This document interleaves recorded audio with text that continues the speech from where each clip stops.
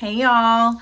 So I want to come and chat with you really quickly about booking parties and not sleeping on your business. Okay. So we've talked before about with your Scentsy business, you're an independent Scentsy consultant. So all of your efforts are what is going to be beneficial for your business. That's what's going to make it run and work.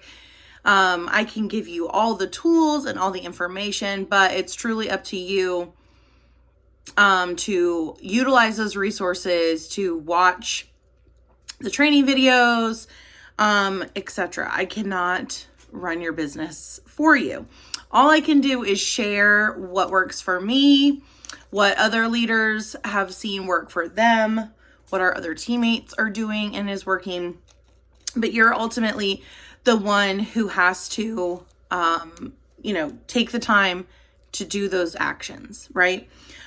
So the biggest way for you to move your business forward and have the most impact for the least amount of time, to be able to grow your business, get your sales, possibly grow a team if you're wanting to do that, is to book parties. Okay.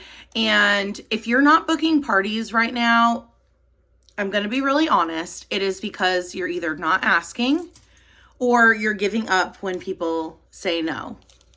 Now, I'm not implying that you're going to ask the same person over and over until they say yes, which if they say no once, a few months from now, they might say yes. So obviously don't stop at that one no.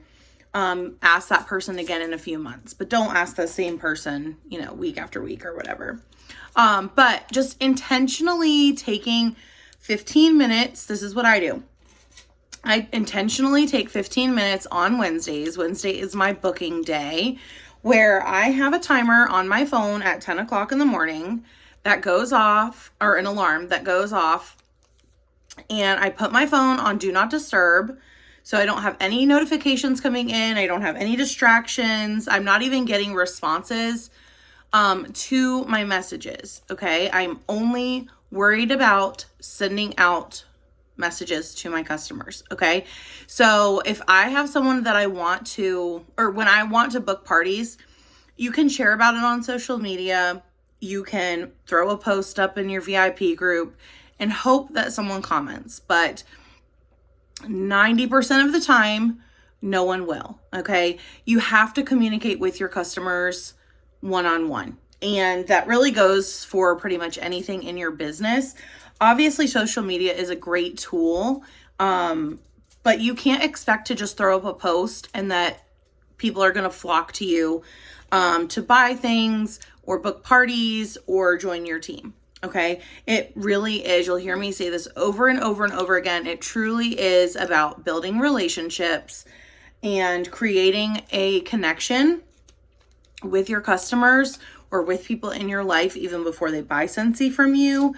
So that it's not just a, debit card transaction. Like, you don't ever want people to feel like you're only reaching out to them because you want them to buy more Scentsy. Okay. You want to care about them and care about their life and build a connection.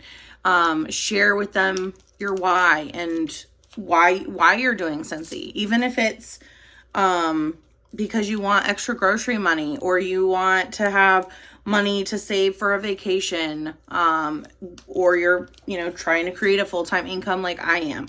No matter what it is, how big or small, you need to be sharing that with your customers. Okay. So going back to booking parties. So you need to intentionally be talking one-on-one to your customers. Okay. So like I said, on Wednesdays, I set my phone, or I have an alarm that goes off at 10 o'clock. I set my phone to Do Not Disturb. And I sit there for a minimum of 15 minutes. Sometimes it'll be a little bit longer if I get on a roll. But I will have my contacts tab pulled up in the workstation, or if you have a customer sheet that you keep track of their orders or whatever way you keep track of your customers, I pull my list up and I go down my list and I see who is gonna be a host, or who I think would be a good host for the month. Okay.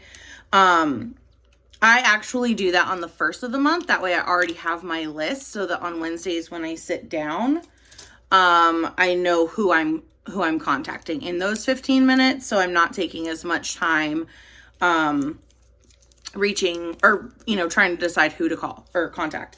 So I will send a message, and there's so many different ways that you can say it. And sometimes it will depend on your relationship with that person. Okay.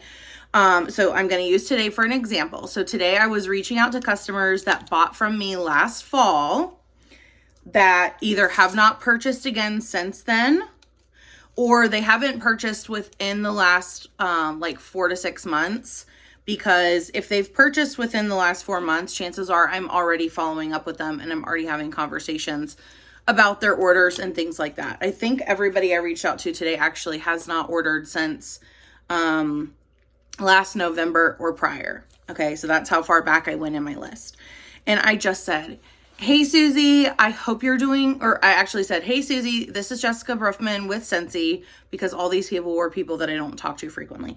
Hey, Susie, this is Jessica Brufman with Scentsy. I hope you're doing well. Our new fall and winter catalog is out with so many new products. I would love to help you get some of your new products for free, or I'd love to help you get some new products for free. Are you interested? ? And that's what I sent. I sent that to 12 people. I got so far, because again, that was at 10 o'clock, so it's only 1:30. I got 3 responses. 2 people said yes, and they have booked parties, one in October and one in November. And then 1 person said yes, but we haven't booked the actual date yet.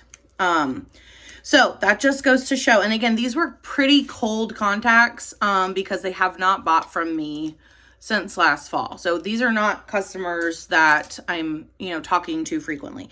Now, if I was going to ask a customer, that has purchased frequently, I would say something like, hey, Susie, I know you love Scentsy. You've ordered a few times recently, so I would love to get your next order for free. Are you interested?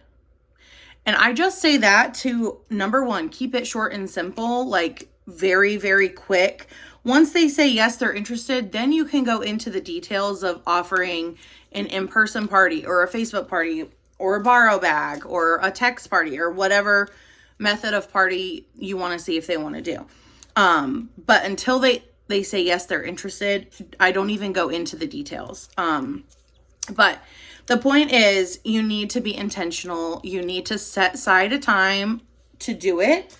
You don't have to spend a lot of money or a lot of time on Scentsy. It is simple. It's not easy, but it is a simple business. And spending 15 minutes a week to get yourself some parties booked is the easiest, quickest way to grow your business. But again, I can challenge you. I'm going to throw a challenge on the team page. I can challenge you, but I can't make you take the action. So I'm hoping that this is some encouragement. You're going to get told no. You're going to have people that don't respond. You can't take it personal. It's even still now, a year in, it's very hard for me to get past that, but I still do it because it's the only way that my business is going to grow past my family and friends. So I hope this was some encouragement.